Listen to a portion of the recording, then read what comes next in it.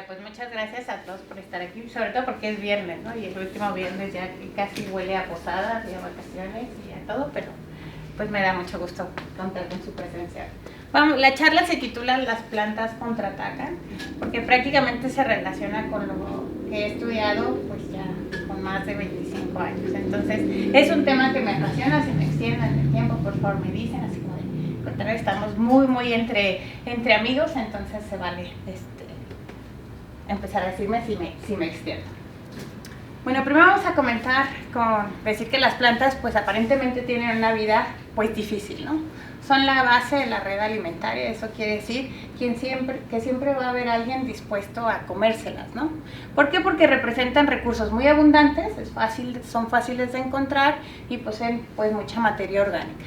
Además, pues son organismos sésiles, esto quiere decir que no se mueven y no pueden escapar, entonces pues siempre habrá como buena oportunidad de que alguien esté dispuesto a comérselas. Pero a pesar de que tengan y estén expuestas a esta vida tan ardua, en la naturaleza lo normal es que las plantas siempre están como saludables, o la mayoría del tiempo están saludables y no se ven enfermas. Si nosotros vamos y caminamos en un ambiente pues no perturbado, es muy raro encontrar manifestaciones de plantas que no estén saludables. Y entonces, ¿por qué? A pesar de que hay muchos clientes dispuestos a comérselas, realmente en la naturaleza vemos que ellas llevan la batalla.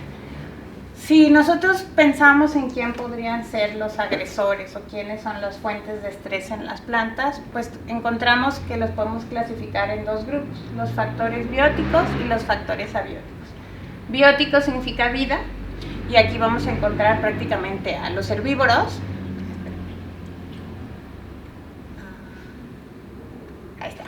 a los herbívoros, que pueden ser de gran tamaño, o los insectos. Encontramos a una gran diversidad de patógenos. Los patógenos son pues los microorganismos que enferman a las plantas, entre los que podemos encontrar hongos, bacterias, virus, que se asocian y se pueden asociar con diferentes partes de la planta, ¿no? Desde el fruto, las flores, la raíz.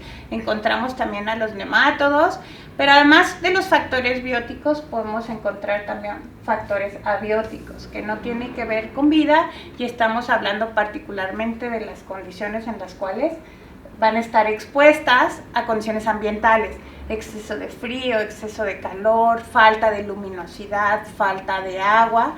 Todos estos factores contribuyen a que la planta se sienta estresada, ¿sí? Entonces, además, pues no es que una planta esté expuesta exclusivamente a uno de estos factores, sino que puede estar expuesta a varios de ellos al mismo tiempo.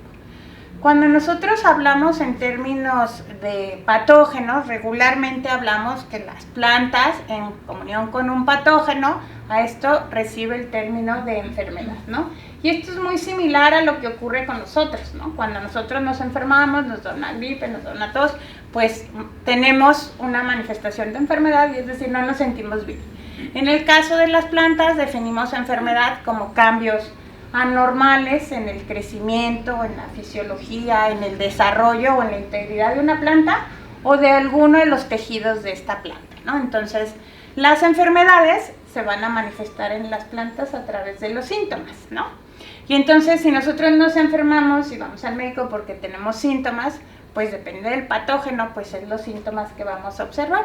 Y en las plantas ocurre algo muy similar, depende de dónde ocurre la interacción. Algunos síntomas se van a manifestar de manera localizada y algunos síntomas se van a manifestar en toda la planta. Los síntomas van a estar cambiando de acuerdo a cómo va progresando esa enfermedad, ¿sí? Entonces, pues, como dije al principio, dado que las plantas no pueden salir corriendo, pues han tenido que lidiar con la presencia de estos organismos pues durante toda su existencia. Cuando hablamos de insectos y de la interacción que va a tener una planta, una interacción negativa de las plantas con un insecto, a este concepto se le conoce como herbivoría. La herbivoría, en algunos libros también la encontramos como fitofagia, es la interacción negativa que resulta cuando un animal, en mi charla voy a hablar mucho de insectos, consume el tejido de una planta o lo utiliza como refugio, ¿sí? en donde puede utilizar sus frutos, las hojas, la savia o prácticamente los contenidos celulares, cualquier tejido que esté de la planta, ¿sí? La herbivoría es algo como muy importante porque es una interacción que, si bien es una interacción negativa y que le afecta a las plantas, tiene implicaciones ecológicas muy, muy importantes. Yo creo que si todos en casa tenemos un jardín, en temporada de lluvias ese jardín es sumamente abundante, ¿no? Entonces, una de las cosas que hace la herbivoría de manera natural es precisamente mantener los niveles, sobre todo en pastizales. Pues la herbivoría es una interacción sumamente importante porque mantiene los niveles adecuados de la presencia de estos, de la abundancia del tejido vegetal, ¿no? Pero pues, como dice esta diapositiva, no todos los agresores ocasionan el mismo daño. Y esto es como muy importante porque en el caso de los insectos podemos ver que dependiendo de dónde se alimentan y cómo se alimentan, pues van a generar un tipo de daño particular en la planta. Tenemos aquellos que se alimentan del tejido vegetal. Yo creo que a todos les ha tocado ver alguna vez una hojita comida, y prácticamente el aparato bucal de estas larvas puede llegar a ser sumamente fuerte y llegar a ocasionar niveles de defoliación muy altos, ¿no? Pero tenemos a este grupo que se caracterizan por eso. Es como si tienen en su aparato bucal un estilete, es como si tuvieran un popote, ¿sí? Y a través de este estilete pueden perforar el tejido vegetal y pueden empezar a succionar pues toda la savia. Entonces, como no todos los agresores son iguales, las respuestas de las plantas a ese estrés no pueden ser iguales, ¿no? Y el impacto que va a tener, esta herbivoría o este estrés también va a depender mucho de cuál es la etapa de la planta. Si esto nosotros lo comparamos con la salud humana, pues las etapas más vulnerables del humano regularmente son recién nacidos o viejitos, ¿no?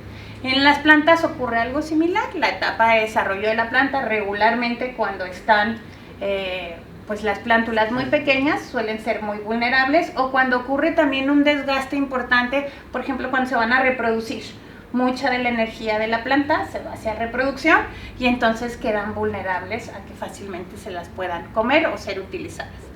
El estado nutrimental de la planta también es muy importante. Si la planta está creciendo en condiciones óptimas de recursos, pues va a ser una planta saludable y grande. Es más, va a ser una planta que va a poder contrarrestar los efectos de esa herbivoría, por ejemplo, produciendo más hojas.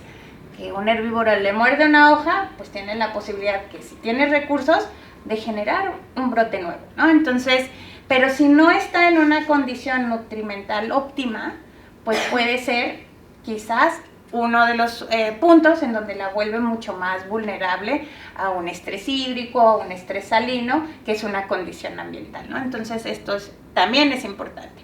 La localización del daño. Imagínense una planta de agave. Han visto que los agaves producen una estructura así reproductiva. La producen una vez, ya cuando son adultos y se van a reproducir. Si llega un herbívoro y consume esa única estructura que ya duró toda la planta, durante mucho tiempo la construyó, pues prácticamente esa planta se queda sin descendencia, ¿no? Entonces esto es como importante porque depende de qué es lo más valioso para la planta, es lo que va a proteger. Pensando, por ejemplo, cuál es la función del tallo. En una planta el tallo le da soporte. Si tengo un herbívoro que puede utilizar las hojas o que puede consumir el tallo, la planta va a hacer un esfuerzo por defender más el tallo, porque sin hojas se puede quedar, pero el tallo es todo su soporte. Entonces, pues por eso, donde ocurre el daño también es un factor importante para que las plantas decidan a qué dar prioridad a la hora de que se van a defender, ¿sí? La intensidad y la frecuencia. Esto tiene que ver con que no es lo mismo que tengamos 5 insectos comiendo a que tenga 50 insectos alimentándose al mismo tiempo, ¿sí? Entonces esto tiene que ver con la intensidad con que la planta va a percibir el daño y la frecuencia, ¿sí? Si tengo un insecto que continuamente está comiendo, deja de comer, come, vuelve a comer, come, vuelve a comer, a uno que simple y sencillamente clava su estilete y ya ahí lo deja y pasa todo su ciclo de vida, ¿sí? Entonces, la frecuencia con la que ocurre el daño también es importante. Si hablamos en términos de estrés abiótico, pues podríamos considerar pues la intensidad y la frecuencia, como con qué frecuencia, por ejemplo, hay una sequía, ¿sí? Hay sequía, la planta intenta y hace todo un esfuerzo por protegerse y después llega el agua y entonces como que se recupera. Pero vuelve a haber otro periodo de sequía y entonces entre más frecuentes sean esos lapsos de agua, no agua, pues a la planta le va a costar mucho más poder hacerles frente, ¿sí? Ahora, así como con los insectos tenemos, hay una clasificación muy clara que tiene que ver con su gremio alimenticio, es decir, la estructura que utilizan y el tipo de daño que ocasionan en las plantas. Con los patógenos tenemos una categoría diferente. Todos producen enfermedades en plantas, por eso se llaman patógenos, pero si nosotros vemos estas 3 hojas que están aquí abajo, vemos que aquí esta hoja presenta síntomas completamente de muerte. Esta no se ve fea, pero no se ve muerte, y esta tiene ciertos rasgos asociados a necrosis y unas partes que se ven saludables. Y esto tiene que ver también con que yo tengo patógenos, las plantas tienen patógenos que inmediatamente llegan y su blanco es matar a las células para poder alimentarse de ellas. Ahí tenemos síntomas que tienen que ver con necrosis y con muerte. Pero tengo patógenos, como los virus, en donde no se puede, o sea, si mata la célula vegetal, se muere el mismo, ¿no? Entonces necesita mantener la célula viva, pero continuamente le está quitando nutrientes y en eso consiste precisamente que se enferme. Algo similar ocurre con nosotros en las interacciones con virus. De hecho, pues los agentes patogénicos de las plantas son los mismos grupos biológicos que atacan a los humanos. No es la misma especie, pero me refiero a que también hay hongos que a las plantas les afectan los hongos. Hay virus, también a las plantas les afectan los virus y así. Y vamos a ver durante la charla que algunas respuestas, de hecho, de las plantas son muy conservadas y muy similares a lo que podemos encontrar en una célula animal. Y entonces, pues ya llegamos a lo que es realmente la charla, que es que las plantas se pueden defender, ¿no? Entonces ya vimos quiénes son sus agresores y cómo la atacan, pero pues también comenté que en la naturaleza las plantas en muy pocas ocasiones se enferman, ¿no? Hay como un equilibrio. Entonces, aquí es importante que definamos el término que es una defensa.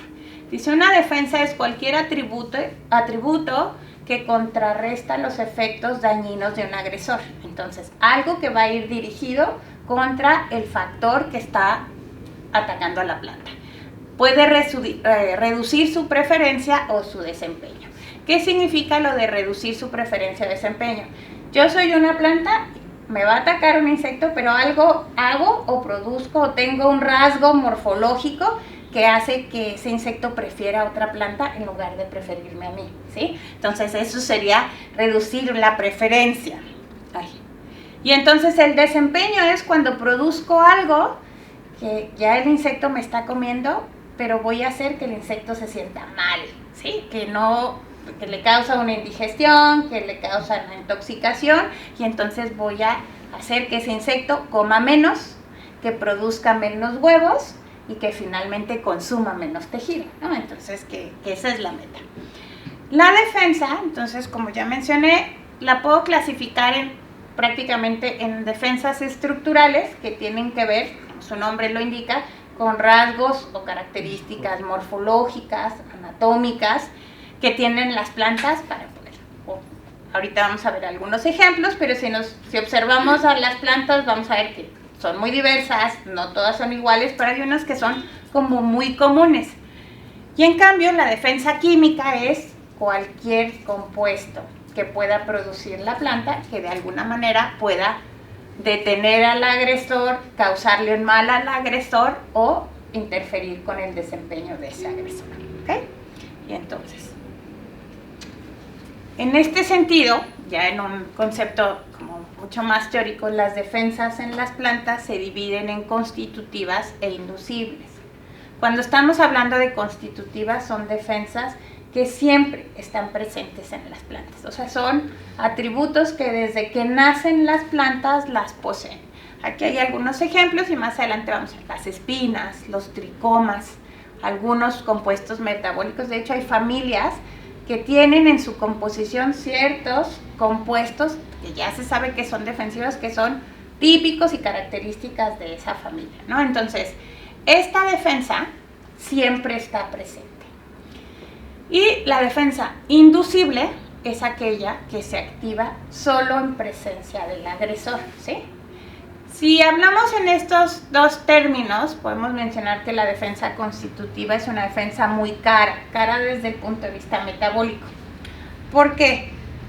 Porque la planta, más allá de que tenga agresor o no presente, la está produciendo, ¿sí? Está produciendo continuamente espinas, está produciendo continuamente este metabolito, y eso va a implicar que va a estar usando sus recursos para defenderse, lo necesite o no.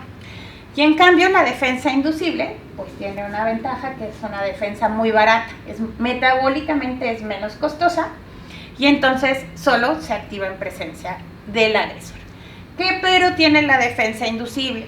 Pues que hay una ventanita de tiempo muy sutil entre que si la planta no alcanza rápido a activar sus defensas, pues puede ser susceptible a que sea comida o consumida completamente, ¿no? Pero entonces vamos a ver.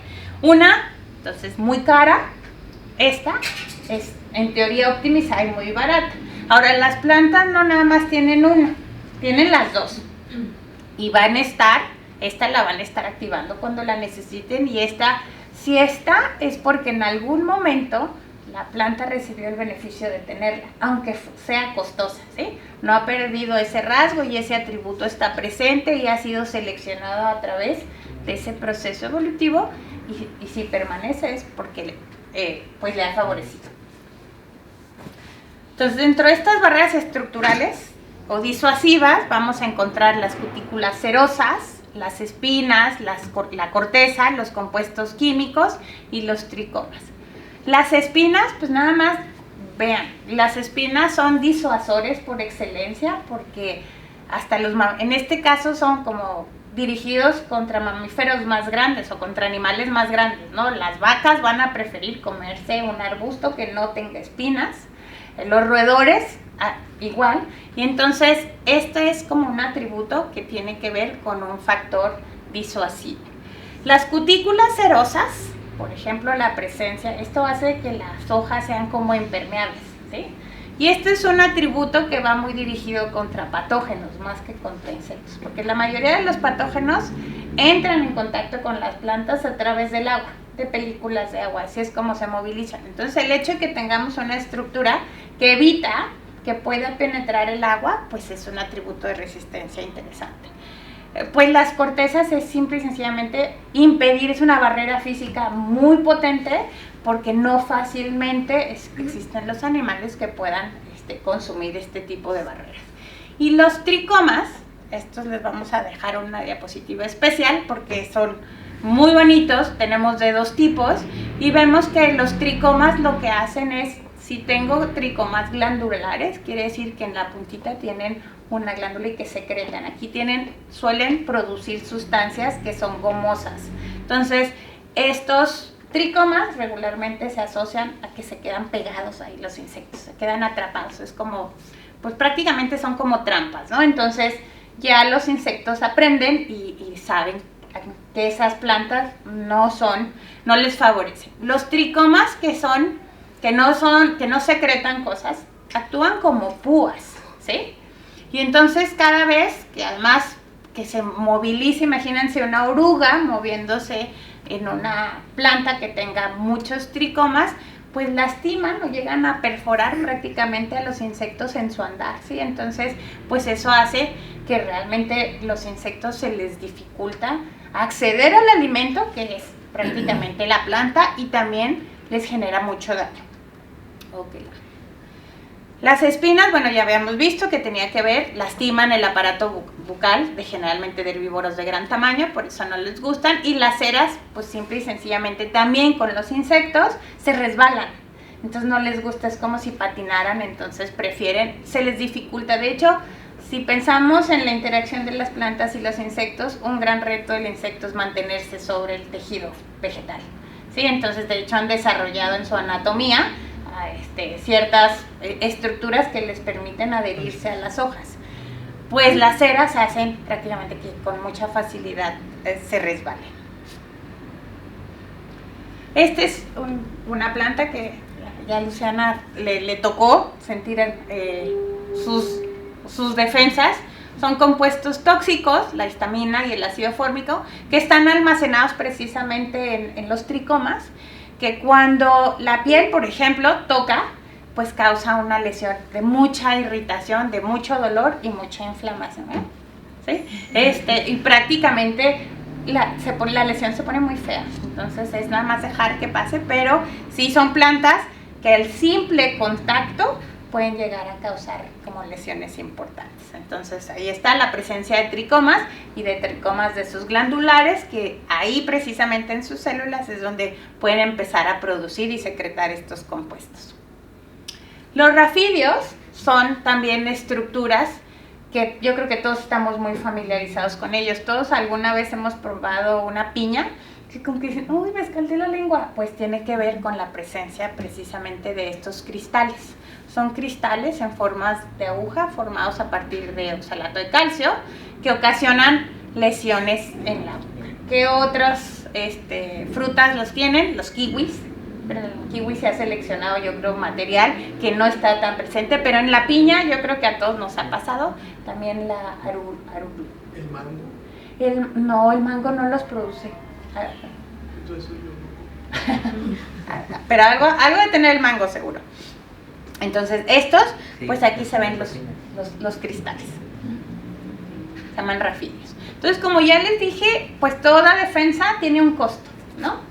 Tiene un costo y vimos que la defensa constitutiva, la que siempre está presente, es la más cara.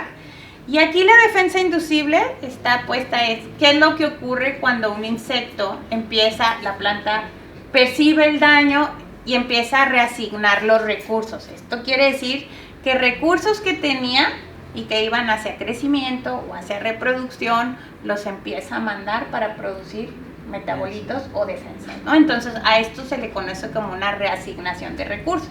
Entonces esto es como bien importante, porque ya casi al final de mi charla vamos a ver que en la agricultura hay estrategias que tienen que ver con aprender a usar la defensa a pesar de que resulte costosa, ¿sí? Entonces vamos a ver si podemos tener un switch para que esto lo podamos prender y apagar en la medida que nosotros lo necesitemos, ¿no? Entonces, sí, toda la defensa pues tiene un costo. Dentro de la defensa inducible también es como muy importante hablar de que hay defensas que actúan solo de manera local, o sea, donde ocurre el daño, y hay defensas que se conocen como respuestas sistémicas, que es a partir de donde ocurre el daño, hay una percepción de ese daño y prácticamente puede la planta responder a nivel de sistema, ¿sí? Entonces, sin importar si la hoja, imaginemos una planta y en la hoja 1, la que está hasta en la base, la muerden, pues en la respuesta sistémica, no nada más la mordida, sino toda la planta puede responder y activar estas defensas. Para que una planta en la defensa inducible pueda activar prácticamente sus defensas y sobre todo sus defensas sistémicas, es muy importante que se deba de reconocer quién es el agresor, ¿sí? Entonces yo comenté que pues no todos los agresores son iguales y no todos los agresores ocasionan el mismo daño. Entonces debe de haber un sistema de señales de alarma en la planta que le permitan discriminar entre me mordieron o fue un granizo, por ejemplo, que los dos son lesiones, ¿sí? Pero ante un granizo, pues no se activan cosas muy diferentes a lo que puede activarse en respuesta a un herbívoro, ¿sí? Entonces, estas señales son muy importantes para que la planta pueda responder y dirigir hacia quién van dirigidos esos esfuerzos de su defensa. Estas señales las puede producir la planta misma. Una planta cuando es dañada, pues prácticamente cosas que ya sabemos que deben de estar contenidas en una célula, las moléculas, glucosa, puede ser glucosa, ATP, cosas que regularmente están compartimentalizadas, de repente la célula empieza a percibir las que están fuera de ella. Entonces, si están fuera quiere decir que alguien dañó y que se perdió la integridad de ciertas células. Entonces, al perderse la integridad empiezan a salirse cosas que deberían de estar contenidas. Esas son señales de alarma que la planta percibe prácticamente, y son señales inespecíficas, son señales que nada más le dicen, ojo, hay daño, porque estoy percibiendo pedazos de, por ejemplo, fragmentos de pared celular que no deberían de andar en mi sistema, ¿no? Y también tenemos señales de alarma que tienen que ver directamente con el agresor. En el caso de los insectos, por ejemplo, son secreciones o compuestos que están en la saliva de los insectos, que dejan una huella muy característica que le pueden indicar a la planta quién es el agresor.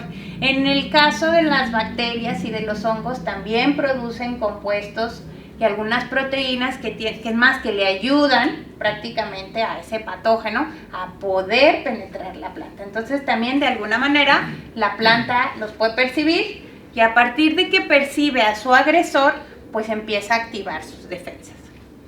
Entonces, por ejemplo, aquí les pongo un esquema muy simplificado de cómo ocurre y cuál es la temporalidad de estas respuestas. Esto que tenemos aquí, imagínense que es una célula vegetal. La célula, a través de receptores, es como si tuviera antenas, puede reconocer quién es el agresor. En este caso es una bacteria.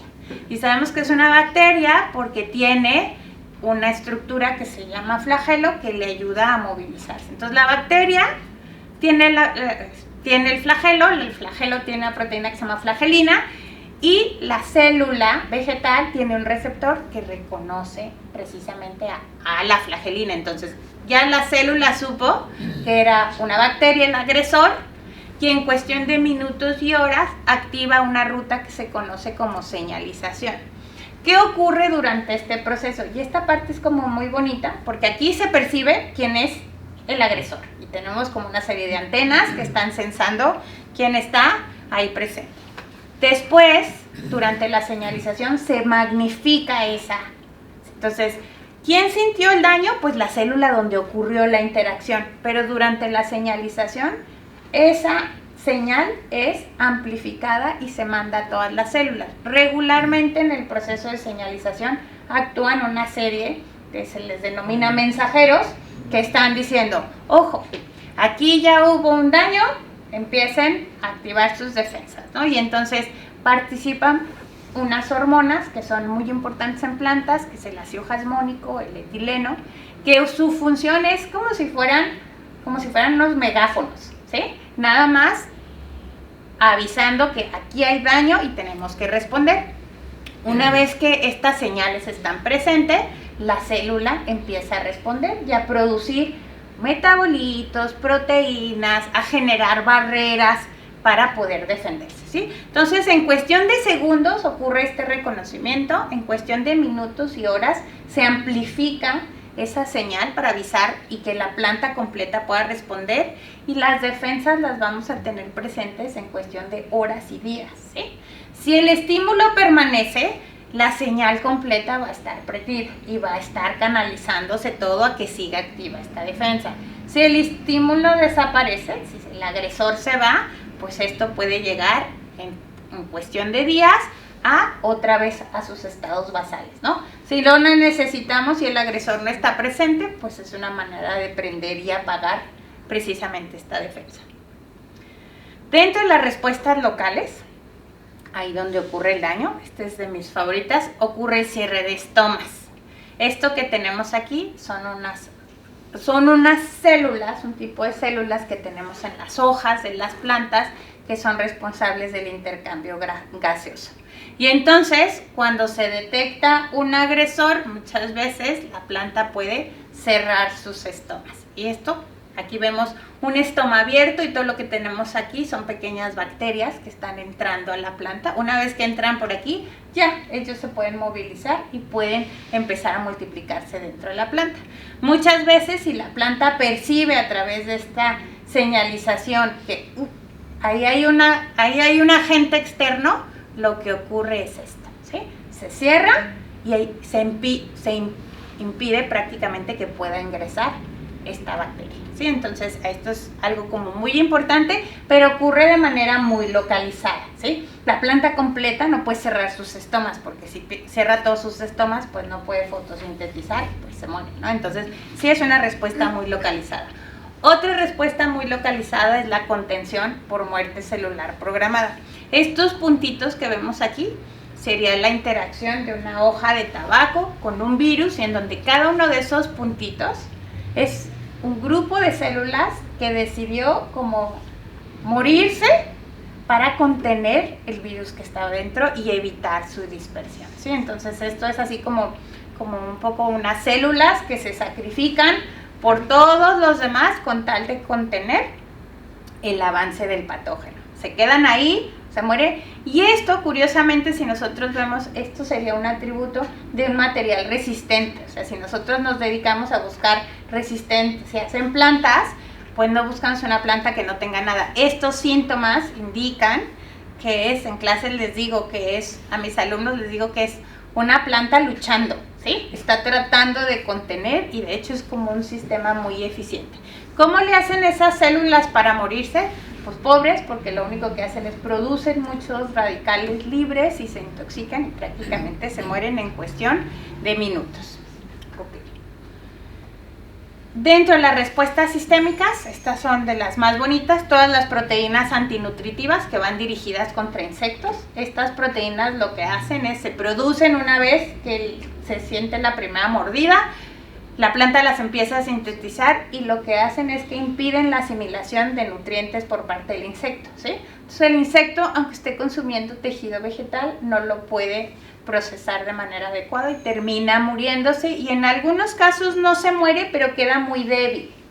Y cuando en la naturaleza hay un organismo débil, es muy fácil que alguien más venga y se lo coma. Entonces ahorita vamos a ver cómo el conjunto de estrategias de la planta hace que no nada más en un primer nivel trófico, que la planta se defiende, sino que también puede tener como aliados, ¿no? Entonces aquí pues no pueden, las plantas producen estas proteínas y las larvas, tremenda indigestión, y no pueden asimilar los nutrientes. Y aquí pues también dentro de los metabolitos secundarios hay un montón y cada familia tendrá los suyos. Les pongo aquí unos muy comunes: la capsaicina, la nicotina, el mentol, los limonoides. Sus familias químicas son muy diversas, hay terpenos, hay alcaloides, hay fenoles. Cada planta puede tener su propia batería. ¿Por qué están como en frasquitos aquí en mi diapo? Porque si nosotros vemos, muchos de estos compuestos tienen actividad insecticida, tienen actividad antimicrobiana, pero nosotros los usamos como condimentos alimenticios, ¿no? Muchos de los metabolitos secundarios que están presentes en plantas y que tienen propiedades de defensa, pues han sido incluidos en la herbolaria tradicional y también en la cocina, ¿no? Entonces, la capsaicina está presente en todos los chiles, por ejemplo, en la nicotina en el tabaco, el mentol, y los limonoides en un montón, todos los cítricos, exactamente. Entonces aquí les pongo un ejemplo porque pues en el caso de la nicotina, esto que tenemos aquí es una planta de tabaco. No sé cuántos de ustedes conocerán los tabacos, son plantas muy grandotas, muy grandotas, y entonces se sabe que la nicotina se produce a consecuencia de que se percibe el ataque del insecto en las hojas, y que hasta el fondo, hasta la raíz, se manda la señal de que la planta está siendo comida, y la síntesis de nicotina ocurre en la raíz, ¿sí? Y de la raíz es exportada prácticamente a toda la planta para que tenga una función defensiva. Entonces la nicotina es un alcaloide que es tan importante que a partir de esta molécula se han diseñado muchos insecticidas comerciales que se conoce que tienen precisamente, lo que hacen es les causa, activa ciertos receptores cerebrales de manera persistente, entonces les causa una sobreestimulación a las neuronas que eventualmente termina en una parálisis y una muerte del insecto, ¿no? Entonces hay muchas variaciones de esta molécula, que es una molécula natural, y a versiones sintéticas pues que se utilizan comercialmente. Otra de los atributos defensivos como más importantes es, ahorita yo les dije, es pedir ayuda, ¿no? Las plantas pueden producir una gran cantidad de aromas y de metabolitos. Entonces, como estamos en el contexto de la defensa, aquí tengo un ejemplo, tengo aquí, es más, creo que es Arabidopsis, una planta muy pequeña, está siendo comida por un insecto, Y entonces la planta empieza a producir todos estos compuestos, también de naturaleza muy diversa, aromas que quizás nosotros ni siquiera percibimos, pero los insectos sí. Y estos aromas pues tienen una doble función. Una vez que una planta emite un aroma, pues no sabemos, y la planta no sabe quién es el receptor de ese aroma, ¿sí? Una vez que libera eso, pues la señal está ahí. Y entonces la emisión de volátiles en respuesta a la herbivoría pues se ha estudiado bastante, y este es yo creo que el fenómeno más estudiado. Las plantas que producen estos aromas atraen prácticamente al tercer nivel trófico. Se llama tercer nivel trófico porque el primero es la planta, que se lo consume el herbívoro, ese sería el segundo, y el tercer es atraer a los depredadores naturales de este herbívoro, ¿no? Entonces aquí es una relación de ganar-ganar, porque la planta de por sí produce proteínas antinutritivas. Tienen a este insecto que ya está medio débil, y eso hace que además la encuentre mucho más rápido. Ahora, en un mundo de aromas, imagínense nada más que anda una avispa volando y ve pues todo verde, ¿no? Porque pues al final las plantas representan mucho más biomasa que cualquier. Entonces no puede discriminar, pero lo que sí puede discriminar es los aromas. Y solo los aromas que tienen al insecto son una señal clara de que haga sus esfuerzos por dirigirse precisamente a esas plantas, ¿no? Entonces, bueno, los volátiles son por excelencia un mecanismo de defensa que utilizan las plantas. Pide refuerzos, exactamente. Y aquí están, ¿quiénes son los refuerzos? Yo creo que todos hemos visto catarinas. Las catarinas son depredadores naturales de algunos insectos, se los comen. Y aquí están un parasitoide. Para aquellos los que no sepan, un parasitoide es pues las avispas, que lo que hacen es poner y depositan sus huevecillos en el herbívoro. Su descendencia va a nacer y se va a alimentar de este organismo, y pues prácticamente así se van a reproducir. Y esto es muy bonito porque estas dos estrategias prácticamente son pues lo que es la base del control biológico en la agronomía, ¿no? Que es el uso de otros organismos para controlar los niveles plaga.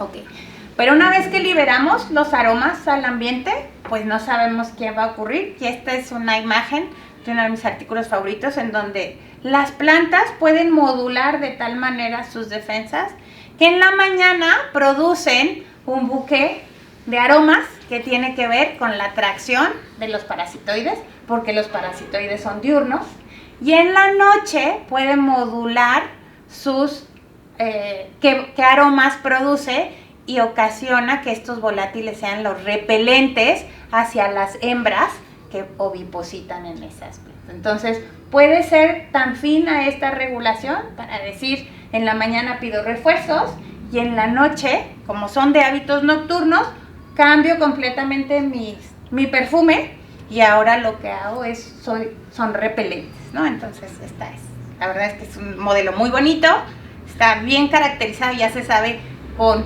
minuciosidad a qué horas empiezan a prender uno y a qué horas empiezan a prender el otro, y está muy bonito. Hay además un trabajo colaborativo entre plantas. Esto es algo como muy bonito, porque si vemos este esquema, llega el herbívoro, empieza a comer. Son plantas de frijolima, y se supone que empiezan a comer. Aquí son unos ácaros. ¿Qué va a ocurrir en esta hoja local? Empiezan a activarse de manera local sus defensas y empiezan a producirse ciertos volátiles, ¿no? Ya sabemos que esos volátiles atraen al ácaro depredador, o sea, el ácaro que se come a el tercer nivel trófico. Eso sigue siendo igual. Pero la parte más bonita es que esta planta empieza a producir volátiles que empiezan a reconocerlos las plantas vecinas, ¿sí?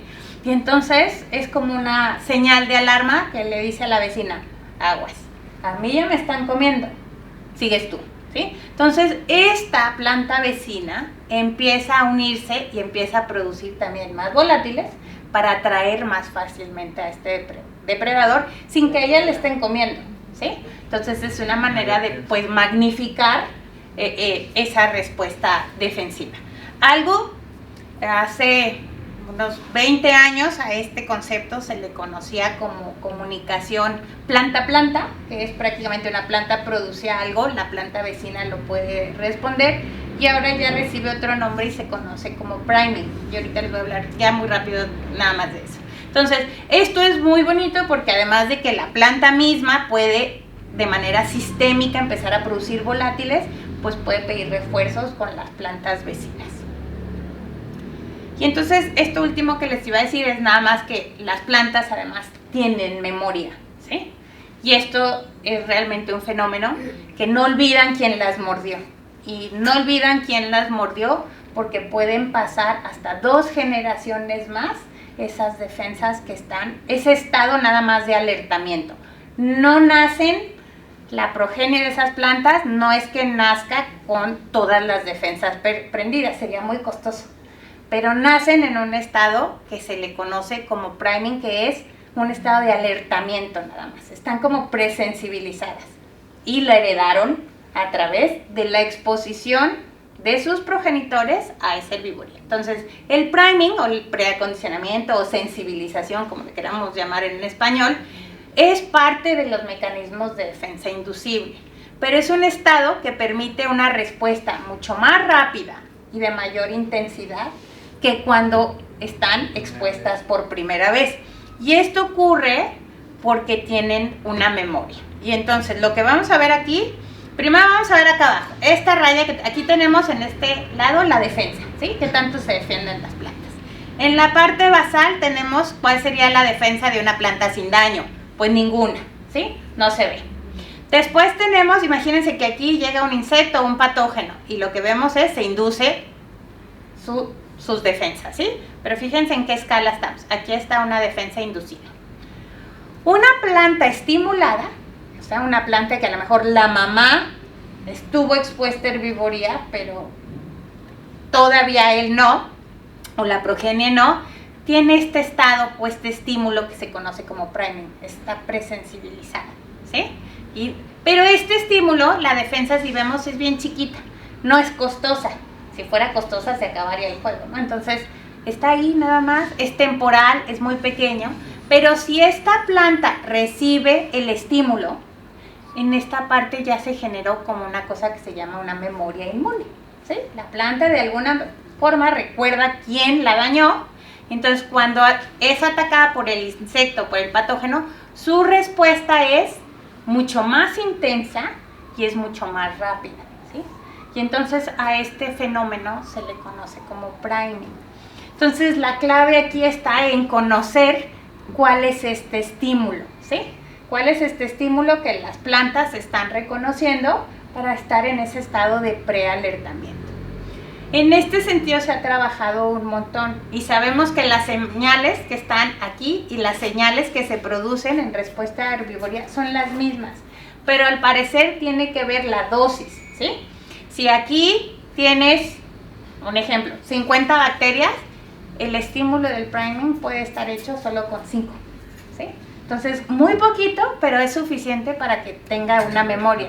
Y una memoria que puede ser transgeneracional. Entonces, se pierde eventualmente después de 2, si no hay daño, si no hay este factor de estrés, se va a perder y no amerita nada, ¿sí? Entonces, en conclusión, ya para acabar, pues las plantas no son vulnerables porque tienen muchas barreras protectoras, porque tienen un arsenal químico pues muy importante, porque saben trabajar en equipo, ¿sí? Se comunican entre plantas, porque tienen alianzas con parasitoides y con depredadores y sobre todo porque hoy sabemos que además tienen memoria, ¿sí? Entonces eso es. De laboratorio al campo, ya para finalizar, pues prácticamente el entender estos mecanismos de defensa en las plantas, pues plantea la posibilidad de poderlos usarlos en sistemas de agricultura mucho más sustentables, mucho más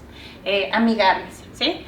Menos uso de plaguicidas, menos uso para el control y además nos permite pues plantear estrategias distintas contra el control de plagas y enfermedades, ¿sí? Entonces esto ha sido pues prácticamente es una charla. Estas sí son mis fotos. Yo trabajo mucho con tomate cáscara, que es el Physalis, el de las salsas verdes. Trabajo con la interacción con moscas blancas, que es un insecto succionador, tiene un aparato bucal así muy peculiar, de esos que tienen como popote. Y en algunos casos también trabajo comparando las respuestas de los insectos masticadores a los insectos succionadores. Esta es una planta de tomate de cáscara pequeña, y ahí le ven todos los hoyitos donde ha sido comida. Pues prácticamente esto es más o menos con las plantas con las que yo trabajo y cómo desarrollo mis experimentos. Muy bien.